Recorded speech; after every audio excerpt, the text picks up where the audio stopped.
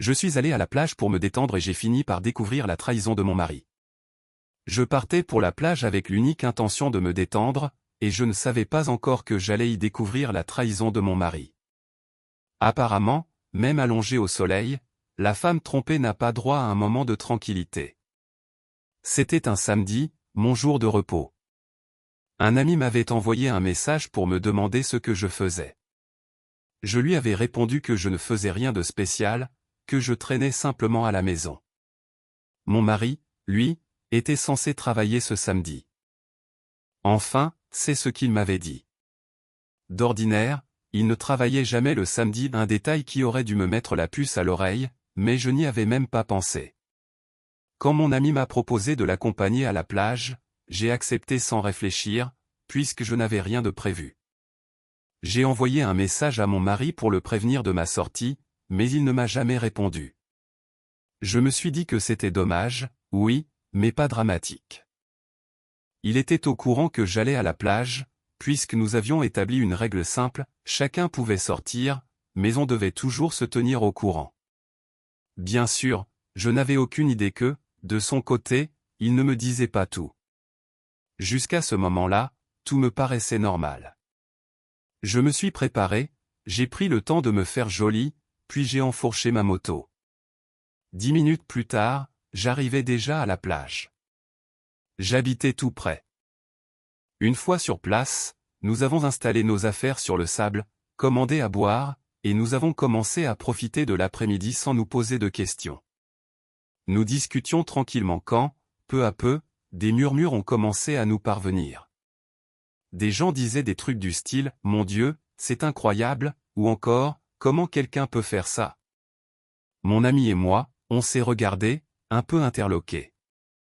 On se demandait ce qu'il pouvait bien se passer. On a balayé la plage du regard, mais rien ne semblait anormal. Pourtant, les gens continuaient de chuchoter, comme s'ils étaient témoins d'un énorme scandale. Puis quelqu'un du groupe juste à côté de nous a lancé « On s'en va d'ici », avant de partir, furieuse. Nous, on ne comprenait absolument rien, et mon ami encore moins que moi. On a continué d'observer autour de nous, mais toujours pas le moindre indice. Le temps a passé, et finalement on a fini par oublier. On profitait de la journée quand, un peu plus loin, un autre couple s'est mis à commenter bruyamment « Je n'y crois pas ». À ce moment-là, on s'est dit qu'il y avait forcément quelque chose. Comment tout le monde pouvait réagir ainsi alors que nous ne voyons rien? Mon ami et qui adore les ragots, il faut le préciser, a alors déclaré qu'il allait demander ce qui se passait. On commençait toutes les deux à être à la fois inquiètes et complètement mortes de curiosité. La plage était pleine, et presque toutes les conversations autour semblaient tourner autour d'un truc que nous seuls ignorions. Il s'est levé pour aller se renseigner. Quand il est revenu, il était livide. Je le regardais, attendant qu'il dise quelque chose, mais il restait planté là, figé, avec les yeux écarquillés et la bouche entr'ouverte, comme s'il venait de voir un fantôme. Je lui ai demandé ce qu'il se passait, le cœur déjà en vrac. Il n'a pas répondu tout de suite. Il a observé autour de nous, comme s'il craignait que quelqu'un n'écoute. Après un long soupir, il s'est penché vers moi et m'a soufflé « Tu ne vas jamais croire ce que les gens racontent ». Aussitôt, mon esprit s'est emballé. J'essayais d'imaginer ce qui pouvait être à ce point choquant. Une célébrité était arrivée? Un accident avait eu lieu? Ou pire? Je lui ai demandé d'expliquer, mon impatience augmentant à vue d'œil. Il a dégluti difficilement, puis il a inspiré profondément avant de dire « C'est ton mari. Il est ici, et il n'est pas seul. » Pendant une seconde, j'ai senti tout mon corps se paralyser. J'ai cligné des yeux plusieurs fois, incapable de comprendre. Ce n'est pas possible. J'ai essayé de rire, comme pour chasser l'angoisse qui me serrait la poitrine. Il est au travail, ai-je insisté, presque mécaniquement. C'est ce que je croyais aussi, m'a-t-il répondu.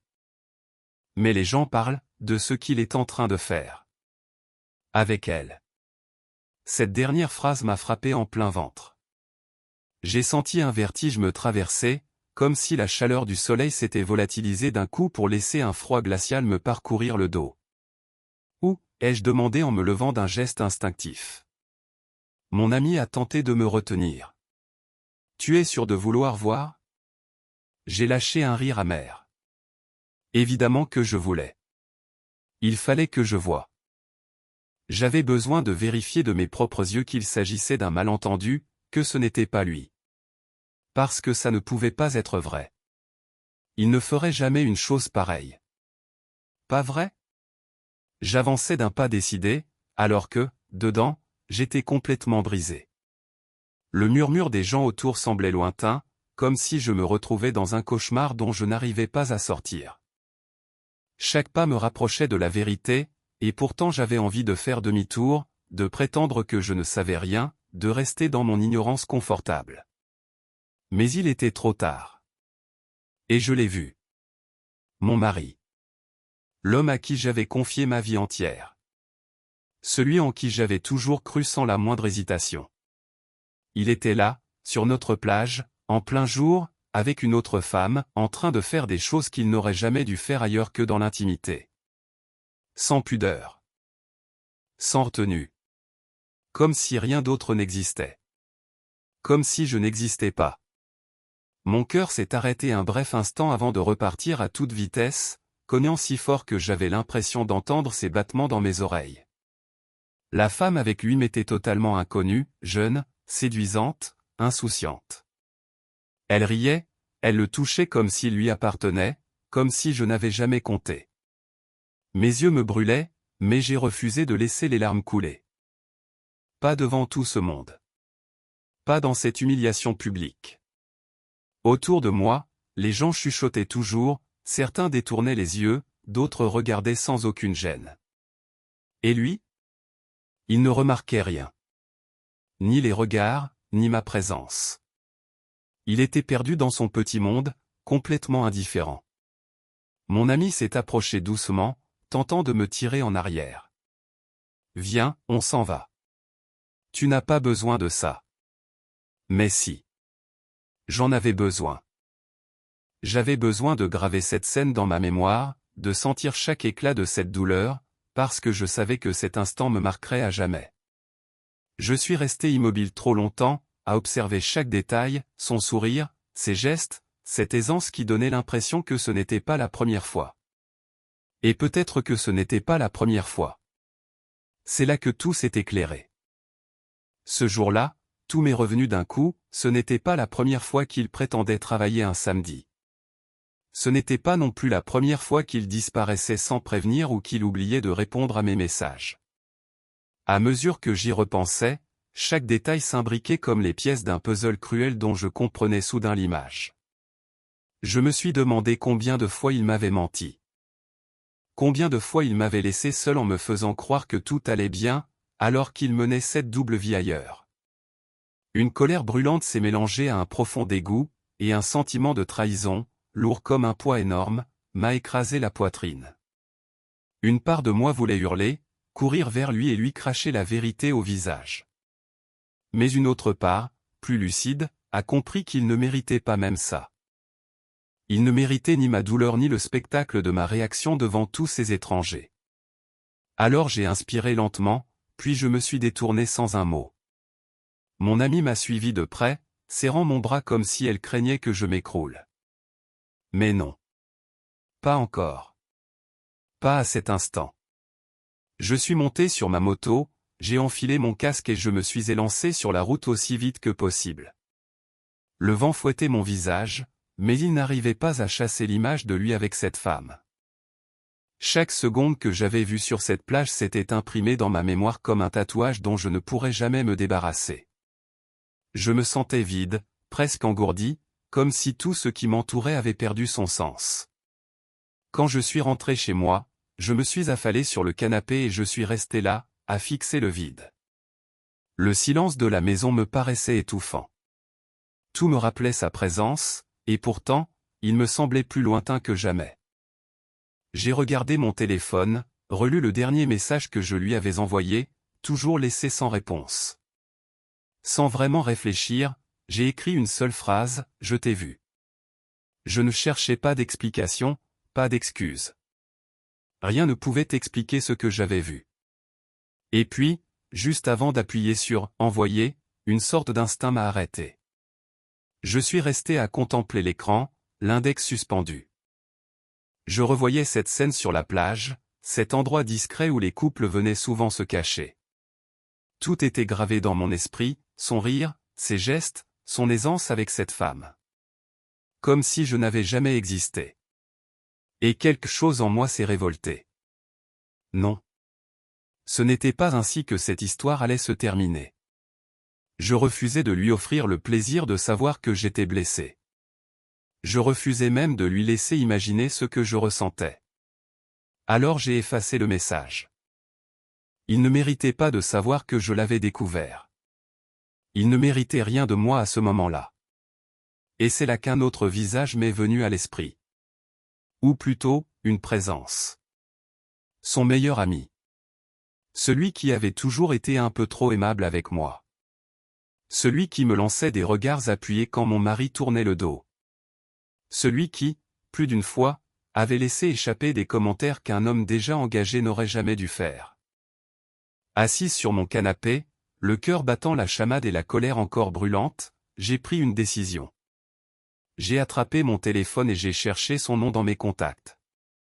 Ma main tremblait, non pas de peur, mais sous l'effet d'une adrénaline étrange qui me donnait presque l'impression de reprendre enfin le contrôle. Il a décroché aux deuxième sonnerie. Sa voix décontractée, trop confiante, m'a agacé autant qu'elle m'a rassuré. « Salut, ça va ?» m'a-t-il lancé. J'ai avalé péniblement ma salive, puis j'ai souri, même s'il ne pouvait pas me voir. « Salut. » Je me demandais. Est-ce qu'on pourrait se voir aujourd'hui? Un silence s'est installé, puis il a laissé échapper un rire surpris. « Sérieusement? Tu en es sûr? » « Oui. Très sûr. » On s'est mis d'accord pour se retrouver dans un hôtel discret, à l'autre bout de la ville. Je l'avais choisi précisément pour ça, un endroit simple mais soigné, pas accent grave-l'œil, pas bon marché non plus. Je ne voulais surtout pas donner l'impression que j'étais désespéré ou que je m'abaissais au niveau de la tromperie misérable de mon mari. Je voulais agir avec élégance, garder la tête haute. Et quelque part, je voulais qu'il réalise ce qu'il avait perdu. Quand je suis entré dans la chambre, j'ai balayé l'endroit du regard. Les draps impeccablement tendus, les rideaux lourds qui empêchaient la lumière d'entrer, cette ambiance tamisée presque trop intime. Et lui, assis au bord du lit, partagé entre le désir et une certaine hésitation. « Je n'arrive pas à croire que tu sois vraiment venu », a-t-il murmuré en passant la main dans ses cheveux. J'ai avancé vers lui, consciente du pouvoir que je reprenais à chaque pas. Pourquoi je ne serais pas venu? Les choses se sont enchaînées rapidement. Il n'était pas comme mon mari. Dans ses gestes, il y avait une retenue, comme s'il était conscient qu'il franchissait une limite. Mais moi, je ne reculais pas. Je savais ce que je faisais, et je voulais le faire. Chaque contact était comme une réponse instinctive à la douleur que j'avais avalée quelques heures plus tôt. Une forme de revanche tordue, mais qui avait du sens pour moi à cet instant précis. Au moment le plus intense, j'ai attrapé mon téléphone, que j'avais posé juste à côté du lit. J'ai lancé un appel vidéo à mon mari. L'écran a indiqué qu'il répondait. Son visage est apparu, d'abord perplexe, comme s'il avait été surpris en pleine routine. Puis son expression a changé brutalement. Ses yeux se sont écarquillés, sa bouche est restée ouverte, incapable de prononcer un mot. La main de son meilleur ami s'est immédiatement écartée de moi. Il s'est éloigné d'un bond, s'asseyant au bord du lit, dans un état de panique. « Qu'est-ce que tu as fait ?»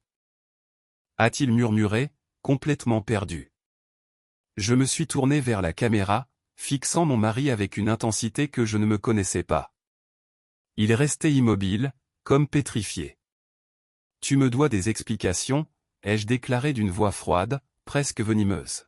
« Je te rends simplement la monnaie de ta pièce. » Son meilleur ami, encore présent, tentait tant bien que mal de remettre ses vêtements, rouges de gêne, ne sachant plus où se mettre. « Mais, pourquoi t'as fait ça ?» m'a-t-il demandé d'une voix tremblante. Je me suis retourné vers lui avec un sourire glacé, un de ceux qu'on affiche quand on a pris une décision irrévocable. Il le fallait. Quand j'ai parlé, ma voix est restée basse mais incroyablement assurée, chargée d'une résolution qu'aucun mot ne pouvait remettre en question. Et en quoi ça te concerne ? Ai-je lâché avant de couper la communication, sans laisser à mon mari la moindre chance de bredouiller une justification pitoyable. Je ne voulais pas l'écouter. Je voulais qu'il comprenne. Je voulais qu'il réalise que je pouvais parfaitement lui rendre l'appareil, et que je pouvais même frapper plus fort. Je me suis levé du lit, j'ai attrapé mon sac et j'ai jeté un regard à son meilleur ami, toujours figé, incapable d'articuler quoi que ce soit. Ça n'a jamais existé, lui ai-je simplement dit avant de sortir, le laissant planté là, désemparé et rongé par les remords. En franchissant les portes de l'hôtel, l'air frais m'a enveloppé et un étrange sentiment de soulagement m'a parcouru. Ce n'était pas une victoire, pas vraiment, mais c'était un début. Mon téléphone a vibré dans ma poche et, quand je l'ai regardé, j'ai vu une série d'appels manqués de mon mari. Je n'en ai répondu à aucun. Il devait être en train de paniquer, cherchant désespérément à me joindre. Ça m'a arraché un léger sourire. Il méritait de trembler un peu. Il méritait de ressentir ne serait-ce qu'une fraction de ce que j'avais enduré ce jour-là, sur cette plage, sous les yeux de tout le monde. J'ai enfourché ma moto et je me suis lancé dans les rues, sans but précis, juste pour m'échapper. Je n'avais pas encore décidé ce que j'allais faire de mon mariage, mais une chose était claire, il ne douterait plus jamais de ce dont j'étais capable.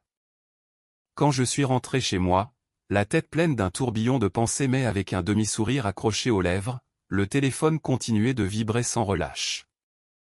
Je savais qu'il devait imaginer 1000 scénarios, cherchant à savoir si ce qu'il avait vu était réel ou juste un mauvais tour du destin.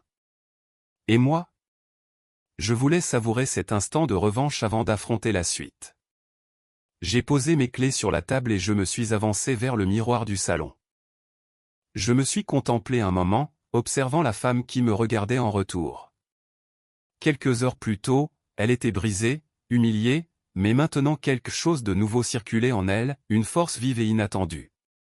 J'ai repris mon téléphone, respiré profondément et composé son numéro. Il a décroché aussitôt. « Qu'est-ce que t'as foutu, bordel ?» Sa voix débordait de colère et de désespoir mêlés. « Comment t'as pu faire ça ? Avec mon meilleur ami ?» Je me suis installé sur le canapé, j'ai croisé les jambes et j'ai souri, consciente qu'il ne me voyait pas. Quand j'ai parlé, mon calme avait presque quelque chose de théâtral. « Tu veux parler de courage ?» ai-je murmuré. « C'est amusant, j'aurais juré que tu en avais beaucoup, ce fameux samedi. » Je me suis interrompu, savourant le silence lourd qui régnait de son côté. Là, sur cette plage, dans ce coin que tu croyais invisible, persuadé que personne ne te repérerait. Son silence en disait long. Je savais exactement ce qui lui traversait l'esprit, il revivait la scène, essayant de comprendre comment j'avais pu savoir, comment j'avais pu arriver là. Quoi, de quoi tu parles, a-t-il tenté, faussement innocent, sa voix trahissant son trouble. J'ai laissé échapper un rire bref, presque glacial. Tu pensais vraiment que cet endroit était secret? Mon pauvre. Il y a un angle parfait depuis la plage, juste à côté du kiosque. De là, on voit absolument tout. Les gens chuchotaient, observaient, et toi, si tranquille. Il a laissé échapper un juron. Je l'imaginais parfaitement, main dans les cheveux, tournant en rond, son ego en miettes. Ça n'a rien à voir, a-t-il tenté de balancer, mais sa voix manquait de conviction. Je n'arrive pas à croire que tu sois tombé aussi bas, avec mon ami en plus. J'ai croisé les bras, laissant une vague de satisfaction me traverser. Eh bien, disons que ton ami n'a pas que des qualités en amitié. J'ai laissé ma phrase flotter, juste assez pour lui faire mal. Tu te moques de moi, a-t-il explosé. Si je me moque? J'ai poussé un long soupir ennuyé. Chérie, tu m'as offert un joli cadeau ce jour-là. Je me suis contenté de te le renvoyer. Maintenant, on est à égalité. Et entre nous, ton ami ne manque pas de talent. Un bruit sec a retenti, comme s'il avait lancé son téléphone. Je savais qu'il perdait pied. Et honnêtement, ce n'était plus mon problème. C'était lui qui avait commencé. C'était lui qui m'avait prise pour une idiote. À présent, il goûtait à sa propre médecine. « T'es qu'une garce vengeresse », a-t-il craché. J'ai éclaté de rire, plus franchement cette fois. Et toi, t'es un idiot qui croyait pouvoir s'en sortir sans conséquence. Tu pensais vraiment que je continuerais à jouer les épouses parfaites pendant que tu faisais ta petite vie? Il s'est tu un instant. J'ai fait une erreur, a-t-il fini par dire d'une voix fragile. Je voulais pas te faire de mal. Oh, arrête, les jeux coupés, mon cœur battant plus vite sous la colère. Ce n'est pas moi que tu regrettes d'avoir blessé, c'est ton orgueil. Tu voulais juste être sûr que personne ne te fasse subir ce que tu m'as fait. Mais moi, au moins, j'ai eu un minimum d'élégance. Je me suis pas vautré sur une plage sale, exposée à tout le monde. J'ai choisi une chambre d'hôtel propre, avec une belle vue. Je me suis respecté davantage que tu ne m'as jamais respecté. Il est resté muet. Je pouvais presque sentir sa honte transpercer la ligne. Et maintenant, tu attends quoi? A-t-il fini par demander. Que je te pardonne? Que je laisse passer? J'ai pris une inspiration profonde et ma voix est sortie d'une seule pièce, nette, définitive. Je veux divorcer. Quoi? A-t-il balbutié, comme s'il avait mal entendu. Tu m'as très bien entendu. Je veux divorcer. J'ai déjà consulté un avocat. Je veux que tout soit réglé le plus rapidement possible. Tu n'es pas sérieuse? Je n'ai jamais été aussi sérieuse de ma vie. C'est terminé. Tu as déjà perdu trop de temps et d'énergie dans quelque chose qui n'a jamais été réel pour toi. Maintenant, c'est mon tour d'aller de l'avant. Il a commencé à dire quelque chose, une tentative pathétique de me convaincre, peut-être des promesses vides qui ne valaient même plus la peine d'être écoutées. Mais ma décision était prise. Bonne chance avec tes petites escapades à la plage, ai-je dit froidement avant de raccrocher. J'ai posé le téléphone sur la table et pris une profonde inspiration. Le soulagement a été immédiat. Il n'y avait plus rien qui me retenait à lui. Pour la première fois depuis longtemps, je me sentais libre. Je me suis dirigé vers la fenêtre et j'ai regardé dehors. La vie continuait, les gens suivaient leur routine, et moi, j'étais prête à recommencer. Je savais que le chemin ne serait pas facile, mais je savais aussi que plus jamais je ne me laisserais sous-estimer, trahir ou manquer de respect. J'ai souri, me sentant plus forte que jamais. La vie venait de me donner une leçon précieuse, et j'étais prête à aller de l'avant sans jamais regarder en arrière.